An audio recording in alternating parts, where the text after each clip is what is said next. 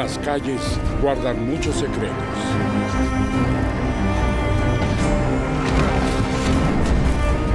Desde callejones en el corazón de Londres hasta el camino rural más tranquilo, todos han sido testigos de crueldad, violencia, celos y desesperación. Han visto crímenes pasionales y asesinatos a sangre fría.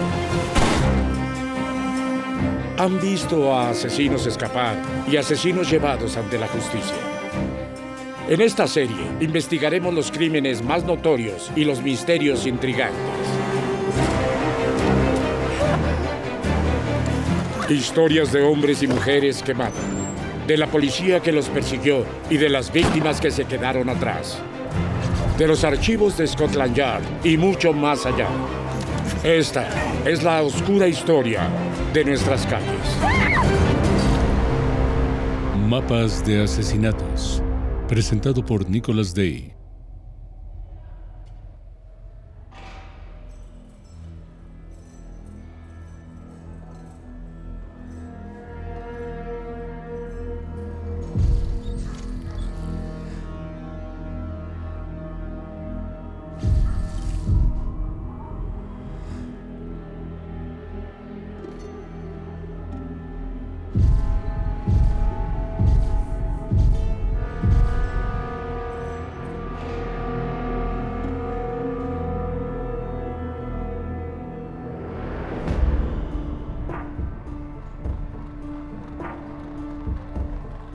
En 1802, un nuevo espectáculo llegó a Gran Bretaña.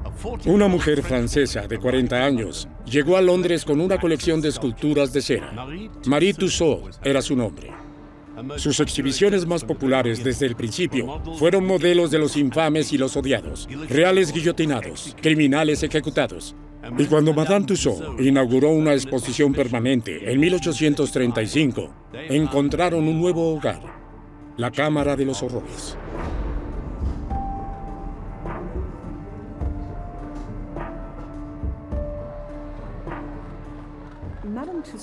Madame Tussaud llegó a Inglaterra como algún producto de la Revolución Francesa. Comenzó el trabajo a los 7 años y, cuando cumplió los 17, ya estaba modelando rostros de la aristocracia francesa. Y en la década de 1830, originalmente era solo una pequeña habitación separada, donde exhibía material ligeramente más oscuro, pero luego comenzó a presentar recuerdos y figuras de cera de asesinos británicos. Entonces exhibía a los ladrones de cuerpos de Burke Hare, exhibía a Mary Manning, que mató a su amante en 1849. Desde el principio, lo que convirtió a Madame Tussaud en una atracción popular para los visitantes en este país fue la capacidad de usar cera para crear exhibiciones realistas de lo sensacional, lo horrible, lo gris, lo espantoso. Durante más de 150 años, la Cámara fue una de las atracciones más populares del museo. El Dr. Crippen estuvo allí, al igual que John Christie y John George Hyde. Junto a ellos, durante muchas décadas, estuvo un notorio doble asesino. Un asesino tan infame como cualquiera de esos otros. Un asesino que algunos incluso afirmarían que fue el responsable de los asesinatos de Jack el Destripador.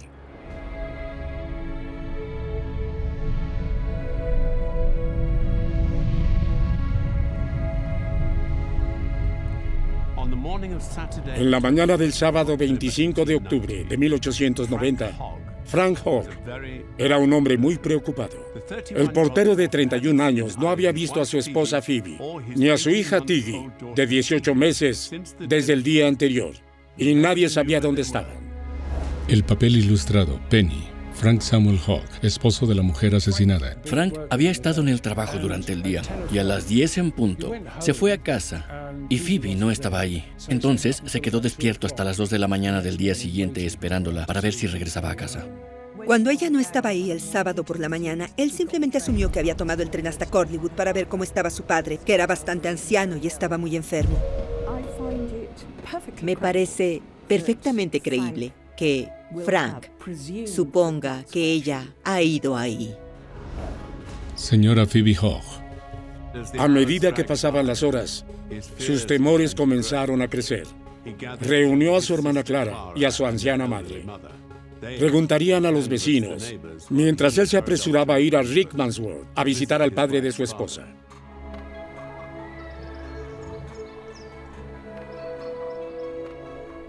El sábado por la mañana, varios miembros de la familia Hogg salieron a buscar a Phoebe, suponiendo que Phoebe había ido a Chorleywood. Sospecho que desde su mismo espíritu brotaba una especie de rabia justiciera, planeando tener un enfrentamiento con la familia, porque había estado tratando de limitar sus relaciones con su familia, para que solo pudieras ir ahí por invitación. Entonces comienzo a pensar, si ella no hubiera ido a Chorleywood, ¿a dónde habría ido?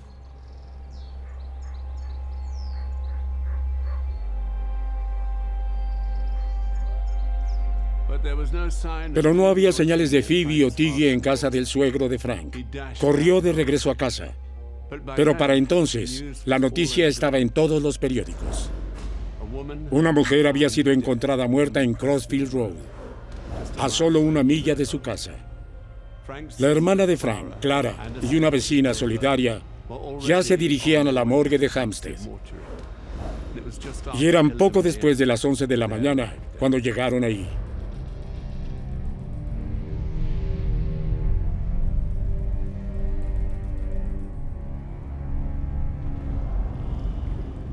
Morgue de Hampstead.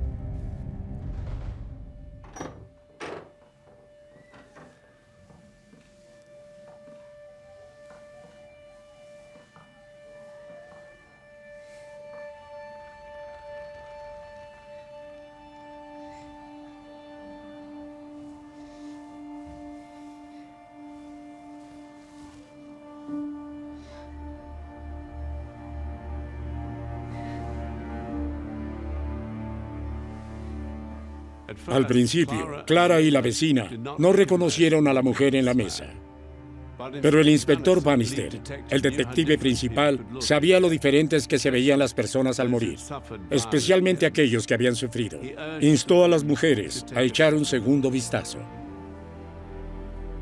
Hasta ese momento, el inspector Bannister había prestado poca atención a la joven que había acompañado a Clara. Una amiga de la familia, había pensado. Alguien que estaba ahí para apoyarla. Ahora, esta vecina perdió todo el control. Arañó el brazo de Clara, rogándole que cambiara de opinión, que dijera que estaba equivocada, que no era Phoebe, que se había equivocado. Y esta vez, Clara lo supo.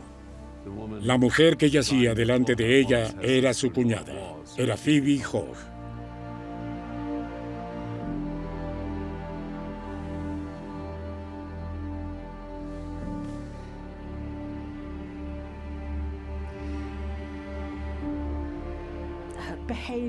Su comportamiento iba más allá de lo que podría haber esperado de una mujer molesta al ver un cadáver en ese estado. Se puso cada vez más agitada. No la mires, no la mires, no la toques. Y ella seguía tratando de apartarla. Y Clara seguía diciendo, no me jales, déjame en paz, detente. Y ella dijo, no, no es ella, no es ella, aléjate, aléjate. Y por supuesto, despertando todo tipo de sospechas por parte de la policía en cuanto a su comportamiento.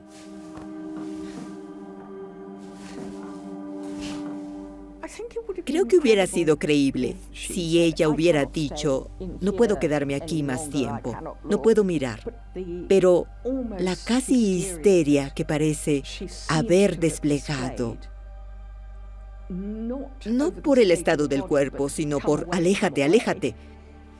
Eso parece, desde el principio, haber despertado sospechas policiales sobre el asesinato.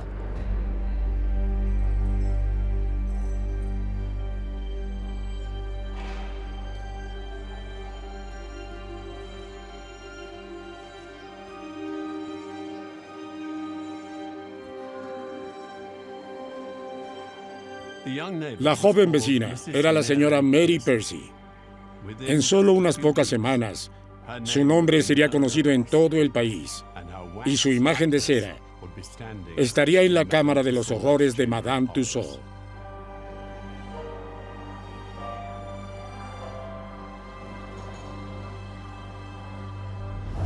La tragedia de Hampstead.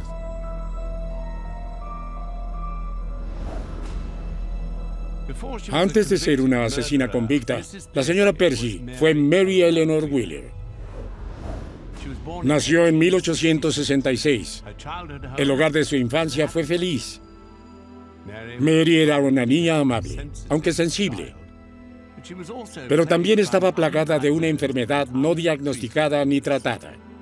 Tenía dolores de cabeza, se desmayaba y tenía ataques violentos.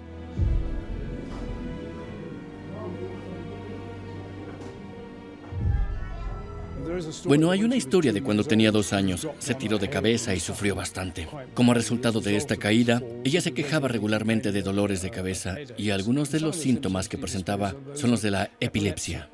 Los síntomas que se decía que presentaba Mary en realidad suenan más como migrañas o depresión, no necesariamente epilepsia. Entonces, no es 100% seguro que ella la padeciera, pero ciertamente su familia creía que sí.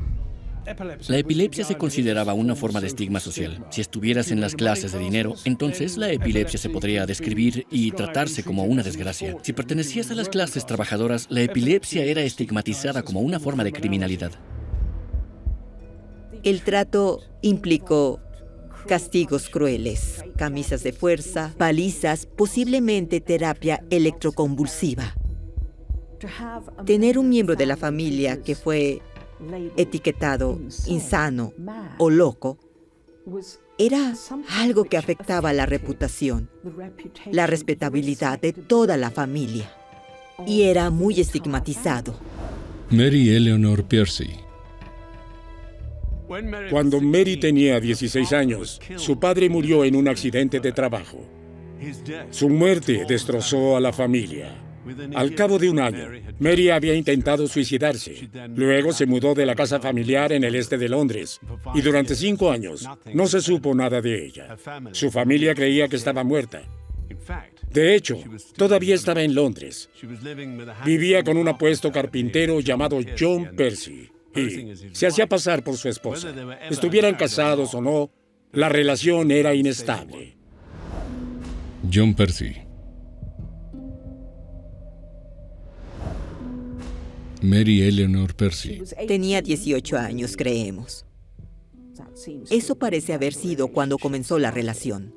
Vivían juntos y ella tomó su nombre y se presentó como la señora Percy, pero en realidad solo vivían en pecado, lo cual no era lo más inusual en la sociedad victoriana, pero no era algo que la sociedad educada hiciera. John Percy.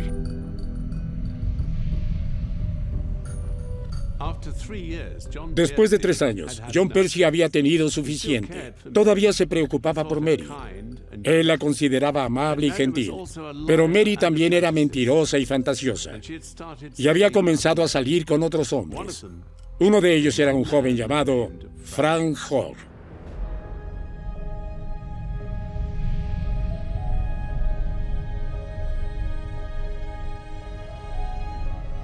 Dos calle Priory.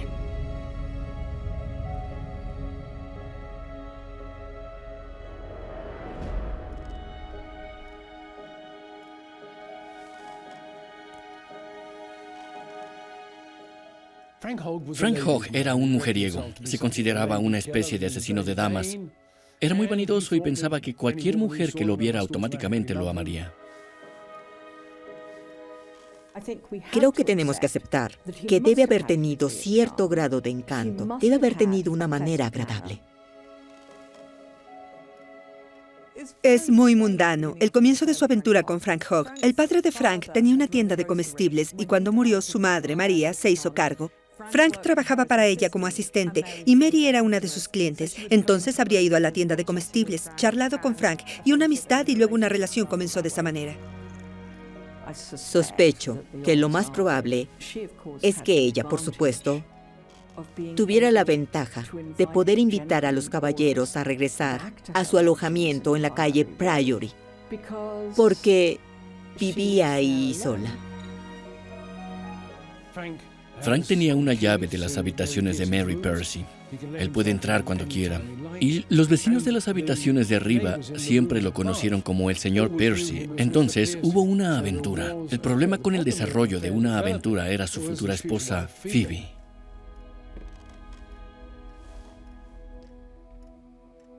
La aventura de Frank con Mary no puso fin a su matrimonio, pero tampoco su matrimonio puso fin a la aventura. Y Mary estaba decidida a formar parte de la familia. Invitó a Frank, Phoebe y el recién nacido Tiggy a unirse a ella en la Navidad de 1889. Y cuando Phoebe enfermó repentinamente, unas semanas más tarde, Mary vio su oportunidad.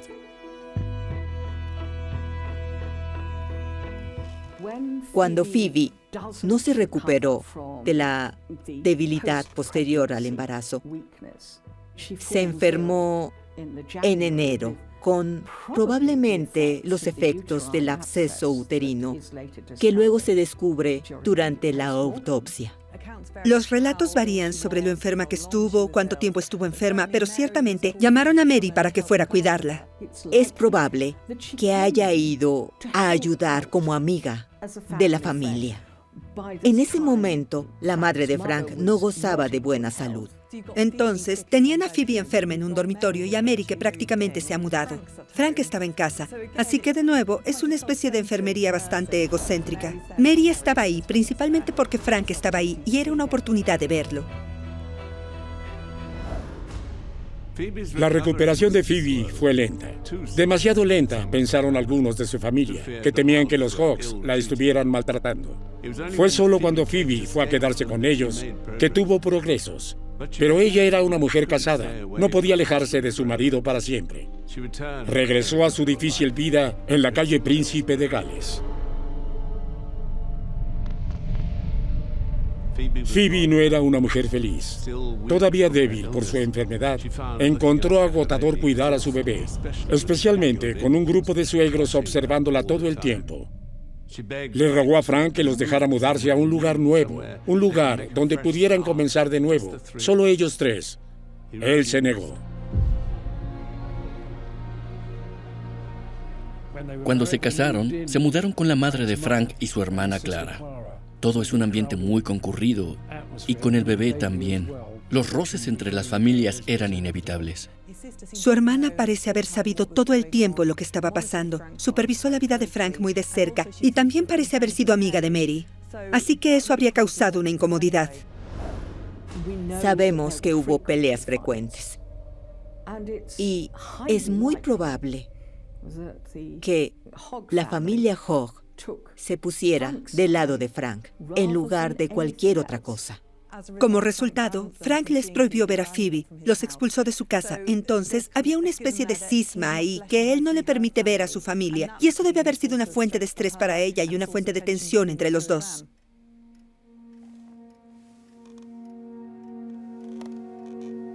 No sabemos cuánto sabía Phoebe sobre la aventura de Frank, pero debe haber sospechado algo. Dejó de responder a las invitaciones de Mary, y cuando se cruzó con Mary en la calle, la ignoró.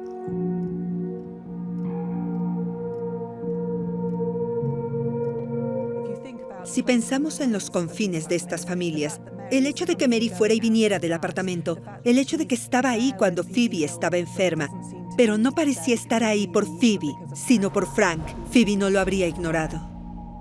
Ella debe haber estado al tanto de las intenciones de Mary hacia su esposo. Mary deseaba desesperadamente a Frank para ella. Mary Percy estaba un poco más feliz. Un viaje fuera de Londres, con Frank en octubre de 1890, fue una oportunidad para ellos de posar brevemente como marido y mujer. Durante unas horas, Mary pudo satisfacer sus fantasías, pero no podían durar. Frank tuvo que volver con su mujer y su hijo, y Mary a sus habitaciones vacías. El viaje solo reforzó para Mary todo lo que le faltaba y todo lo que tenía Phoebe Hogg. 2 semanas después, Mary escribió una carta, llamó a un niño y le pagó 1 centavo para que la llevara a la calle Príncipe de Gales. No sabemos lo que decía la carta, pero lo que Mary escribió fue suficiente para atraer a Phoebe y al bebé Tiggy a su puerta.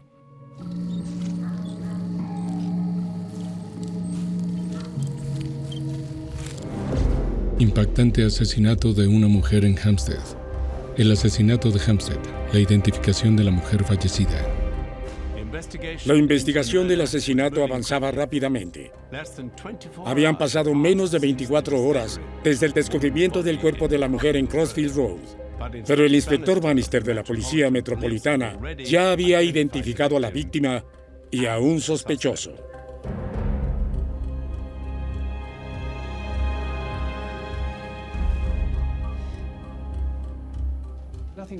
Nada podría ser más errático que el comportamiento de la señora Piercy después del asesinato de Phoebe Hogg.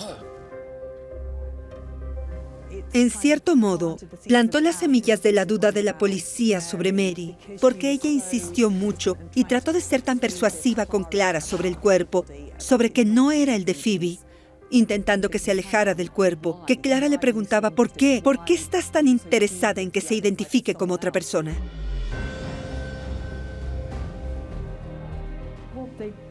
Lo que hacen es pedir, visitar el hospedaje de Mary. Ella parece haber estado dispuesta a mostrarle sus habitaciones muy alegremente. Ahí es cuando las cosas empiezan a ir seriamente mal para Mary.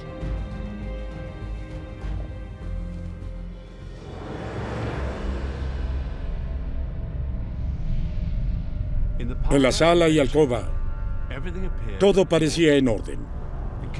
La cocina era otra historia. Una ventana se había hecho añicos, y recientemente también, porque los vidrios rotos aún estaban en el suelo afuera. Y había sangre. Se salpicó en el techo, y en las paredes, en las ventanas y el suelo. Estaba en todas partes.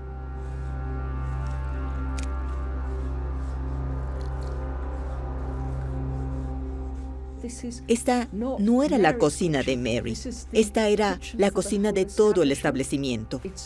Era una cocina compartida. Entonces, no había una razón automática por la que ella podría haberlos esperado para pedir ver la cocina. Lo que hicieron entonces fue examinar el equipo de cocina de Mary y encuentran, además de cualquier otra cosa, el atizador de cocina.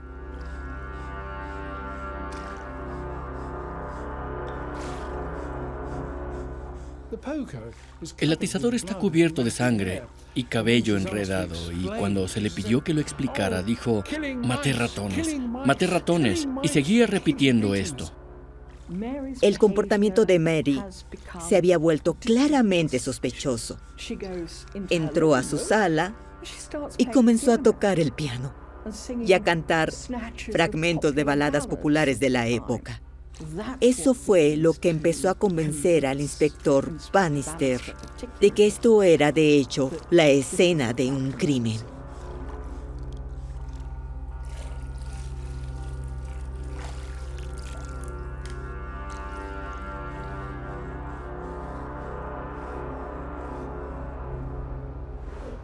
Fue más que suficiente para el inspector Bannister. Arrestó a Mary bajo sospecha de asesinato. Fue transportada a la estación de policía de Kentish Town para ser interrogada. Estaba seguro de que Phoebe había encontrado la muerte en esa cocina. Estaba seguro de que Mary estaba involucrada. Pero, ¿actuó sola? ¿Y qué le había pasado a la bebé Tiggy? La respuesta a una de esas preguntas vendría muy pronto. El domingo por la mañana temprano, un vendedor ambulante caminaba por Finchley Road, en el norte de Londres, y fue allí, escondido detrás de un seto y debajo de una mata de ortigas, donde encontró el cuerpo de Tiggy Hogg, de 18 meses.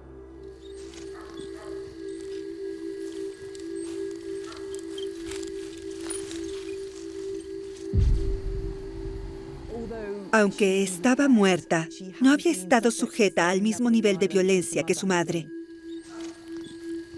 Probablemente la habían asfixiado, pero también había cierta sospecha de que simplemente podría haber muerto por exposición al frío. Ella era bastante joven y era una noche fría.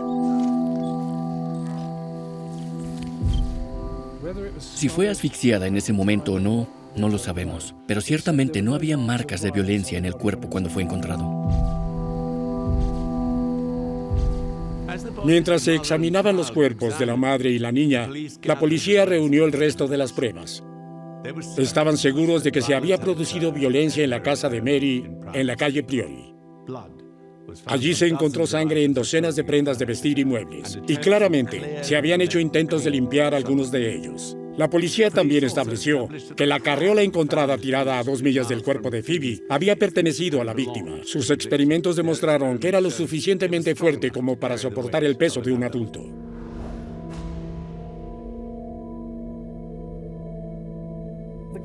El tipo de carreola que se usó, la carreola Moisés para bebé, es muy grande. Quiero decir que no eran las carreolas modernas relativamente pequeñas. Una carreola es como una canasta grande con una capota en un extremo, y fue vista en la calle por 2 o 3 personas que la conocían. Y una persona vio el peso de la carreola de bebé. Pensó que alguien se mudaba de casa, porque tiene muchas cosas puestas en el Moisés. Muchos hogares trabajadores que tenían carreolas de este tipo las usaban para una gran variedad de propósitos, además de carreolas de bebé. La policía pronto también se enteró del romance entre Mary y el esposo de la víctima, Frank Hogg. Encontraron cartas entre ellos, guardadas en una caja debajo de la cama de Mary, y se descubrió una llave de su puerta en los bolsillos de Frank.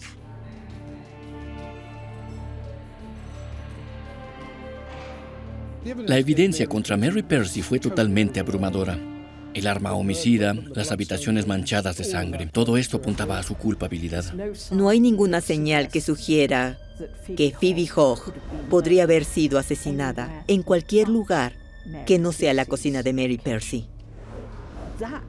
Es por eso que la evidencia en realidad tiene tanto peso, porque nunca se ofrece una alternativa creíble.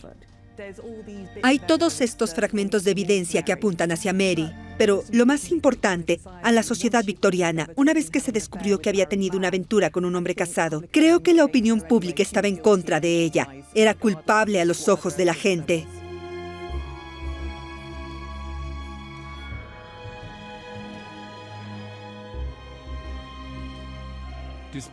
A pesar de todo, Mary Percy insistió en su inocencia. No ofreció una explicación convincente de las pruebas en su contra, pero tampoco incriminó a nadie más. Los investigadores especularon sobre la participación de su amante, el esposo de Phoebe, Frank, pero no pudieron encontrar evidencia que respaldara sus sospechas. Sin evidencia que sugiera la participación de Frank Hogg o cualquier otra persona en el crimen, Mary Percy enfrentaría los cargos sola. Necesitaría dinero para su defensa y no tenía nada propio. Afortunadamente para Mary, había quienes estaban demasiado dispuestos a ayudar.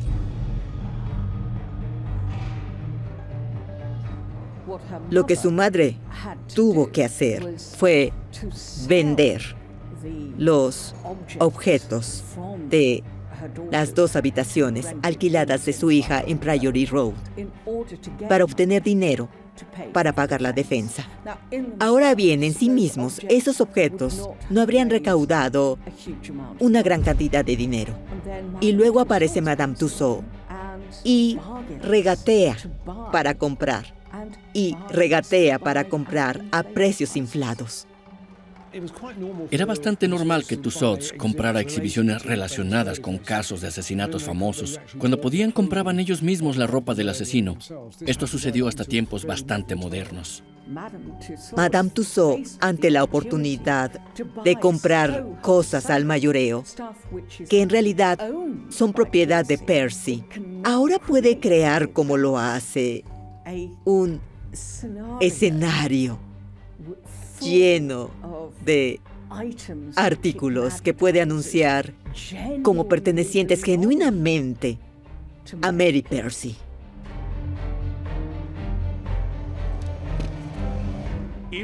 Incluso cuando su juicio comenzó, el 1 de diciembre de 1890, se estaban haciendo planes para agregar a Mary Percy al monstruoso elenco de la Cámara de los Horrores.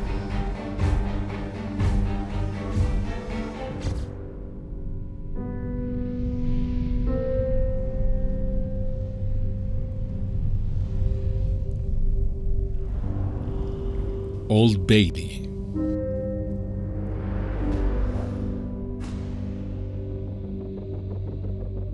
El juicio de Mary Percy comenzó el 1 de diciembre de 1890. Fue acusada del asesinato deliberado de Phoebe Hogg y de la bebé de 18 meses, Tiggy Hogg. El caso ya era sensación en la prensa. El lúgubre juzgado número 1 de Old Bailey estaba abarrotado cuando sacaron a la prisionera de las celdas. Últimos telegramas. Los asesinatos de Hampstead. Juicio de la señora Percy. La historia del crimen.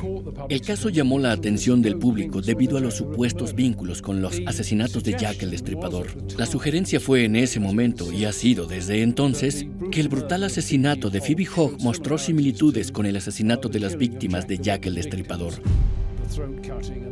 El degüello y el abandono del cuerpo.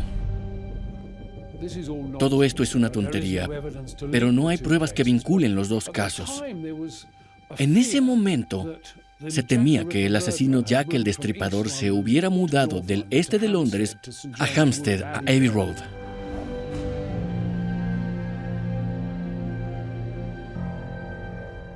Capta la imaginación del público porque es un rompecabezas.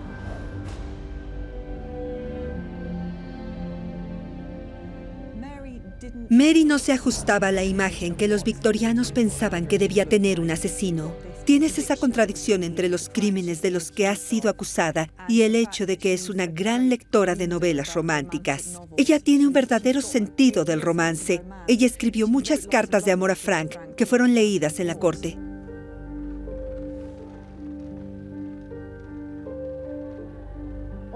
Por un lado, ella es una mujer que toca el piano, canta canciones populares de amor, y por otro lado, se espera que creas que puede tomar un atizador de cocina y matar a su rival, y luego, en algún lugar, encuentra la fuerza, no solo para cortarle la garganta, sino también para transportar los cuerpos de sus víctimas en una carriola, y empujar algo así es un trabajo duro. Los victorianos no podían entender esto del todo. ¿Por qué esto se debe a la pasión o es solo que ella es una persona psicótica? Entonces hay todos estos aspectos de su personalidad que realmente interesan a la gente.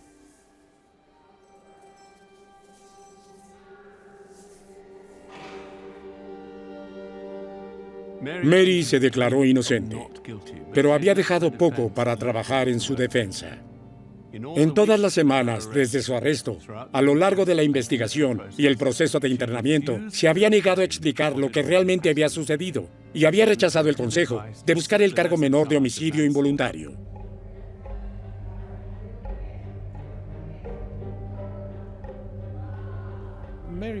Mary Percy fue acusada de asesinato, pero eso podría haberse reducido a un cargo de homicidio involuntario, lo que habría significado que habría escapado de la horca, pero habría estado confinada durante un largo periodo en una prisión. Se creía en ese momento que los ataques de locura podrían haberla dotado por un tiempo con una fuerza antinatural, una fuerza que no tuviese en ningún otro momento. Entonces habría explicado su habilidad para haber golpeado a su rival en la cabeza con un atizador. Le cortó la garganta, metió el cuerpo en la carriola y se deshizo de eso.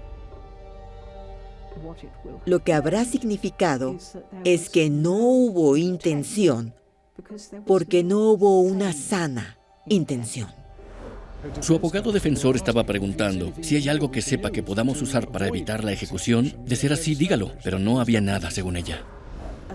En lo que respecta al equipo de defensa de Mary, era el camino a seguir. Pero desde el principio, esto está completamente bloqueado por Mary. No se les permite ir por esa ruta. Ella no lo aceptará. Y surge la pregunta, ¿por qué? La tragedia de Hampstead. Ella no quería que la gente pensara que había cometido crímenes bajo locura temporal o como resultado de su epilepsia. Es eso, o ella realmente creía que iba a ser declarada inocente y por lo tanto no necesitaba seguir la ruta del homicidio involuntario, lo que sugiere bastante confianza y falta de comprensión de la evidencia en su contra.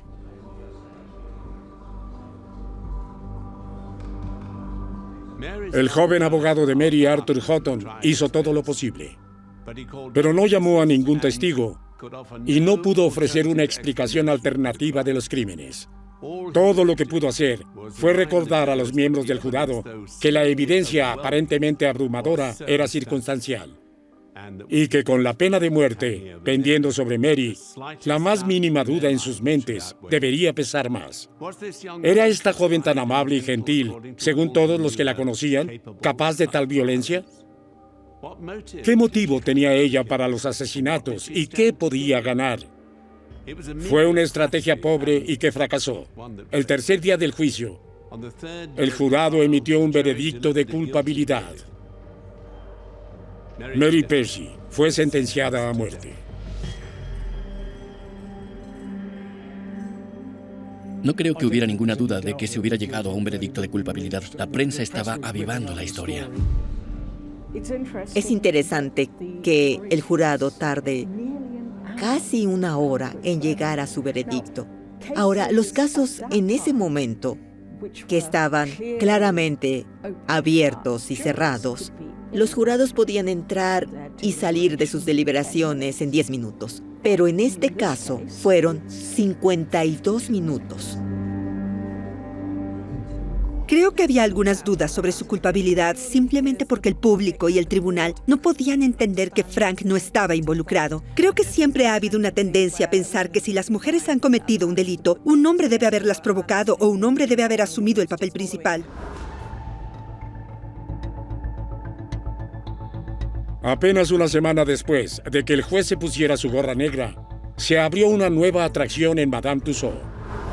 Mary Percy aún no había muerto, pero las multitudes ya pasaban frente a su figura de cera en la Cámara de los Horrores.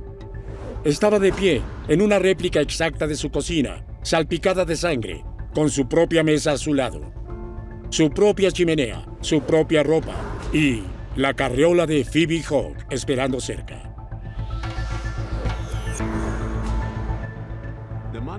El dinero de Madame Tussauds había ayudado a pagar la defensa de Mary y todavía no habían perdido la esperanza.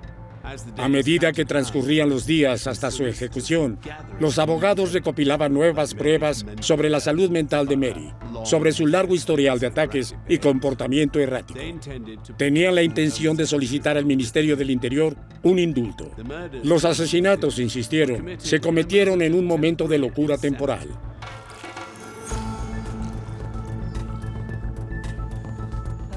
Su abogado, el señor Fritz Palmer, no pensó que habría simpatía pública por ella como para justificar una petición. No pensó que obtendría suficientes firmas porque la gente quería verla ejecutada.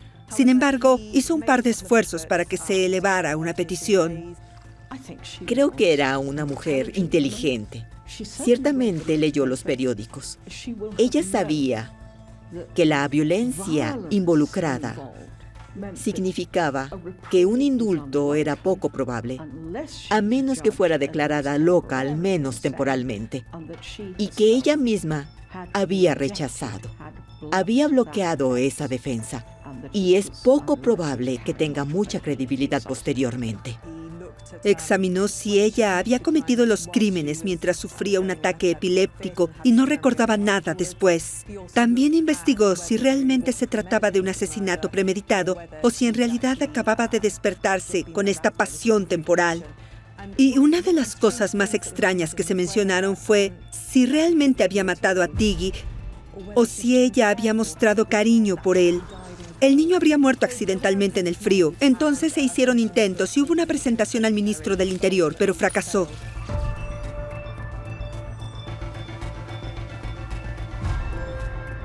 Mary Percy iría a la horca. En sus últimos días, su anciana madre la visitó una y otra vez. Le rogó a Mary que le revelara todo lo que sabía. Si era inocente, como todavía insistía Mary, ¿qué había sucedido realmente?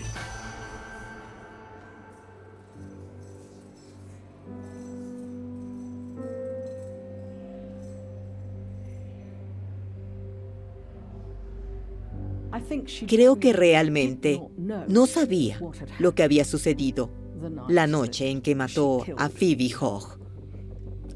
Sospecho que ella realmente cerró su mente a eso. Me parece que ella misma inventó lo que decía haber sucedido, porque eso en sí mismo le dio consuelo. Estaba acostumbrada a vivir ficciones y a creer en ellas en su propia vida.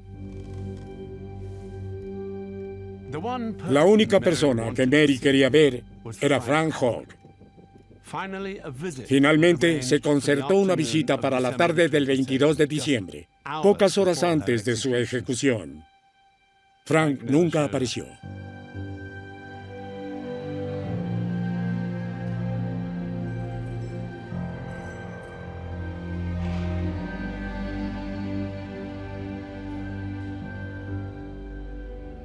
Lo que ella no sabía, por supuesto, es que la familia de Frank había ocultado la noticia de que ella le pidió verlo.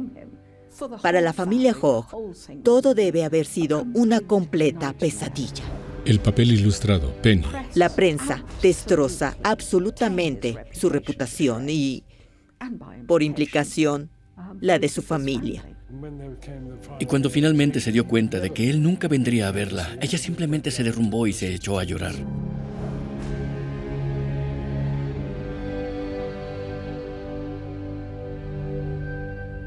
Al día siguiente, en una fría mañana de diciembre, ahorcaron a Mary Percy. Cualquiera que sean los secretos que ella tenía, se los llevó con ella. Pero ella tenía un último mensaje para el mundo. En Nochebuena, apareció un curioso anuncio en los periódicos españoles. Fue colocado por el abogado de Mary Percy a pedido de ella. Se dirigía a alguien identificado únicamente por las iniciales MESP. Decía, no he traicionado. ¿Qué significaba? Todavía no lo sabemos.